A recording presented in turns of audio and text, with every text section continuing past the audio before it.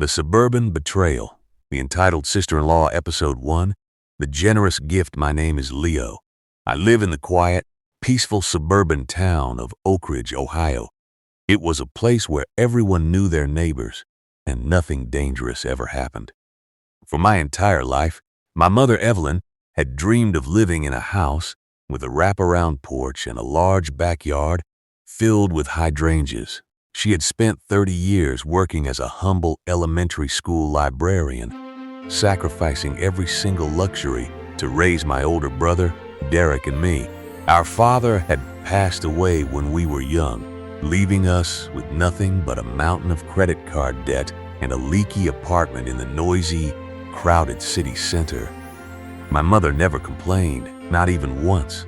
She skipped meals so Derek could have brand new football cleats. She wore the same faded winter coat for 10 years straight, so I could afford the textbooks I needed for college. She was a saint, but her heart was weak, and her body was giving out after decades of endless back-breaking labor. When I graduated with a degree in software engineering and secured a high-paying remote job at a major tech firm, I made a silent vow to myself.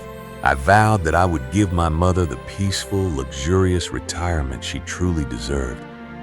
I lived like a monk for 3 years, saving 90% of my income, eating instant ramen, and working 16 hours a day on freelance side coding projects. And finally, 3 months ago, I did it.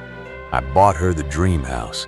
It was a beautiful, colonial-style property located at the end of a quiet cul-de-sac in Oak Ridge, featuring 5 spacious bedrooms, a modern kitchen, and that perfect wraparound porch she always wanted. I paid $450,000 cash, entirely from my savings, ensuring there was no mortgage, no debt, and no financial stress for her. The deed of the house was placed squarely in my mother's name because I wanted her to feel the absolute security of owning her own home. I moved into one of the smaller upstairs bedrooms so I could work from home and take care of her daily medical needs, cooking her meals and managing her heart prescriptions. For the first month, our life was an absolute paradise. My mother spent her mornings gardening in the backyard, her face glowing with a happiness I hadn't seen since I was a child. But that paradise didn't last long because my greedy sister-in-law, Chloe, found out about the house. I looked out the window and saw a brand new leased BMW SUV parked outside. Chloe stepped out of the vehicle, wearing oversized sunglasses and a fake fur coat, filming the exterior of our house with her smartphone for an Instagram story. Derek followed behind her, carrying 3 massive suitcases, looking exhausted and completely miserable. They hadn't called, they hadn't texted, and they certainly hadn't been invited. My mother opened the front door, looking confused but happy to see her eldest son. "Derek, Chloe, what a wonderful surprise," she said, welcoming them inside. "What brings you all the way out to Oak Ridge today?"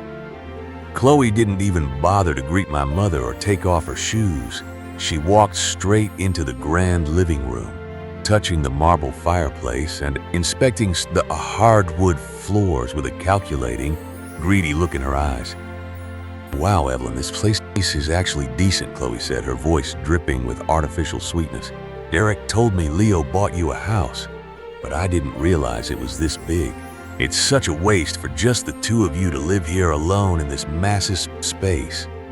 I walked down the stairs, crossing my arms as I looked at the pile of luggage in our hallway. "What's going on here, Derek?" I asked firmly, looking straight at my brother.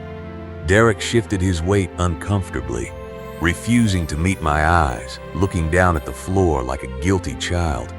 Before he could speak, Chloe stepped in front of him, flashing a fake, manipulative smile that made my stomach turn.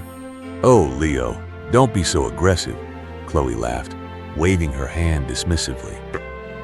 "We are going through a temporary transition phase. The landlord at our city apartment raised the rent, and we realized it's just not financially smart to keep paying that. So we decided to move in here with you and Mom for a few weeks until we find a new place to buy in the area. Family helps family, right?" My mother, being the sweet, naive woman she was, immediately nodded in agreement. "Of course, Chloe. There is plenty of room here," my mother said softly, looking at me with pleading eyes. "Elias, I mean Leo, please, they are family. We can't turn them away." I saw the look of desperation in my mother's eyes, and against my better judgment, I swallowed my anger and stayed silent. That was the biggest mistake of my life. Within less than 48 hours of moving in, Chloe completely took over the entire household. She demanded the master bedroom on the second floor, forcing my mother to pack up her things and move into a smaller, colder bedroom downstairs near the kitchen. When I protested, Chloe threw a massive screaming tantrum in the kitchen, accusing me of being selfish and trying to stress out my mother's weak heart. "Your mother has bad knees, Leo," Chloe shrieked, pointing an acrylic nail at my face. "It's medically dangerous for her to walk up and down those stairs every day. We are doing her a favor by taking the upper bedroom. Why do you hate us so much?" Derek stood in the corner staring at his phone, completely ignoring his wife's toxic behavior. As the weeks passed, the situation turned from uncomfortable to completely unlivable. Chloe treated our home like a luxury 5-star hotel where she didn't have to pay a single dime or lift a single finger. She refused to cook. She refused to clean, and she spent her entire day ordering expensive organic groceries and high-end home decor online, using my mother's credit card, which she had secretly taken from her purse. Every single evening, the doorbell would ring with multiple Amazon packages containing items we didn't need. When the first monthly utility and credit card bills arrived, they were staggering over $3,000 of unexplained, luxurious expenses. I confronted Derek in the garage while he was washing their car. "Look at this bill, Derek." I slammed the paperwork onto the hood of his car. "Your wife spent $1,500 on luxury bed linens and organic facial creams using Mom's card. You guys haven't contributed a single dollar for groceries, electricity, or water since you got here. I paid cash for this house to give Mom a peaceful life, not to fund Chloe's spoiled lifestyle." Derek looked panicked, quickly looking around to see if his wife was listening. "Please, Leo, just keep your voice down," Derek whispered desperately, his hands shaking. "Chloe is under a lot of stress right now. She's trying to build her brand as a suburban lifestyle influencer on TikTok. She needs the house to look perfect for her videos. Once her channel takes off, she will pay Mom back every cent, I swear."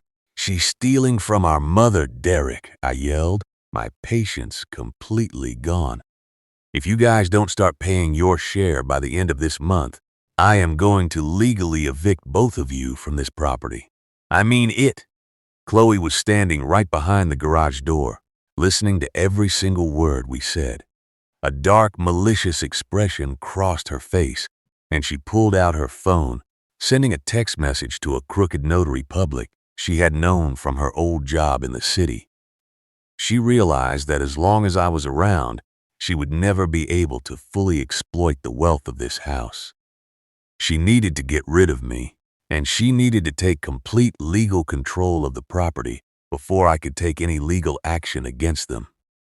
That evening, Chloe changed her strategy completely, becoming unnaturally nice to my mother. She baked a sugar-free cake, sat on the couch with her, and began talking about the future in a soft, concerned voice. "Evelyn, honey, we need to talk about something very serious regarding Leo," Chloe said, squeezing my mother's hand with fake affection. "Derek and I are deeply worried about his financial stability. We found some documents in the trash. It looks like Leo is involved in some highly illegal offshore crypto gambling. His tech company is auditing him, and they might seize all his personal assets very soon." My mother gasped, her face turning pale with immediate panic. "What? No, Leo would never do that. He's a good boy. He bought me this house. He bought it with cash." "Evelyn, don't you see?" Chloe leaned in, her eyes wide with manufactured terror. The federal government investigates cash real estate purchases when there is suspected fraud.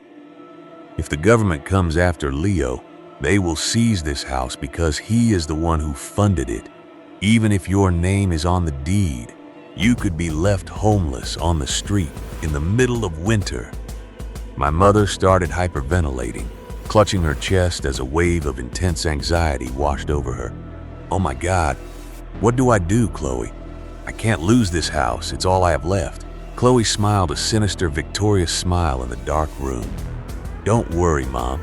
Derek and I have a plan to protect you," Chloe whispered, pulling a set of legal transfer documents from her designer handbag. "We just need you to sign these papers to temporarily transfer the deed of the house into Derek's name. Since Derek has a clean financial record and a standard corporate job, the government can never touch the property. We will keep it safe for you, and Leo will never have to know." My mother was completely terrified, her judgment entirely clouded by the heavy heart medication she took every night. She trusted her eldest son, and she trusted the woman who claimed to be saving her from ruin. With a trembling hand, under the dim light of the living room lamp, my mother signed the quitclaim deed transfer documents, handing over the entire $450,000 property to Derek and Chloe for a legal consideration of just $1. I was upstairs in my bedroom, my noise-canceling headphones tightly over my ears, as I rushed to finish a critical software deployment code for my company, completely unaware that the ground beneath my feet had just been stolen. The next morning, I woke up early to the sound of heavy footsteps and loud laughter coming from the driveway. I walked down to the kitchen to make my mother her morning tea, but the kitchen cabinet was completely empty. All of my mother's favorite mugs, her vintage teapot, and her health foods were gone. Instead, the counter was covered with expensive espresso machines and luxury meal prep containers. I walked into the living room and my blood ran completely cold. A massive team of professional moving men were carrying out our comfortable family sofas and replacing them with ultra-modern, uncomfortable white leather furniture that looked like it belonged in a high-end art gallery. Chloe was standing in the center of the room, directing the movers while holding a cup of Starbucks, barking orders like a ruthless dictator. "What the hell is going on here?" I demanded, my voice booming through the house. "Who authorized you to move our furniture out of this house?" Chloe slowly turned around, lowered her designer sunglasses, and looked at me with an expression of pure, unadulterated malice. The fake sweetness was completely gone, replaced by the cold, hard face of a predator who had just trapped its prey. "I authorized it, Leo," Chloe said, a cruel, mocking laugh escaping her lips. "Because, as of 9 o'clock last night, this house no longer belongs to your mother. It belongs entirely to my husband, Derek, and me. And honestly, we are sick and tired of looking at your pathetic freeloading face." She reached into her coat pocket and pulled out a crisp official piece of paper, slamming it directly against my chest. It was a legal, notarized 3-day notice to quit and vacate the property.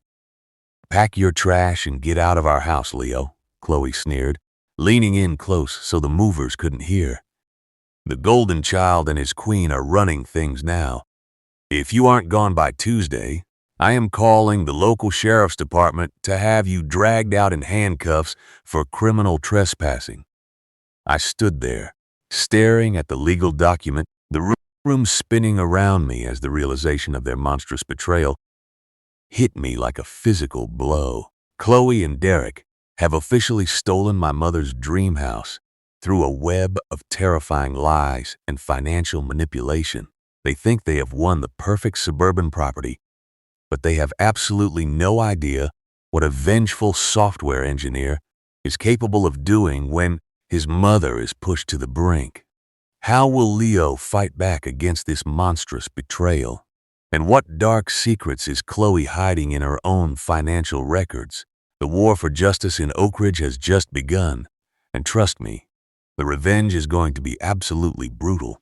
If you want to see Chloe get the ultimate karma she deserves, hit that like button right now. Make sure to subscribe to Littell's All and turn on the notification bell so you don't miss episode 2, Where the Gloves Come Off. Leave a comment below sharing your thoughts on this toxic sister-in-law. Thank you for watching, and I will see you in the next episode.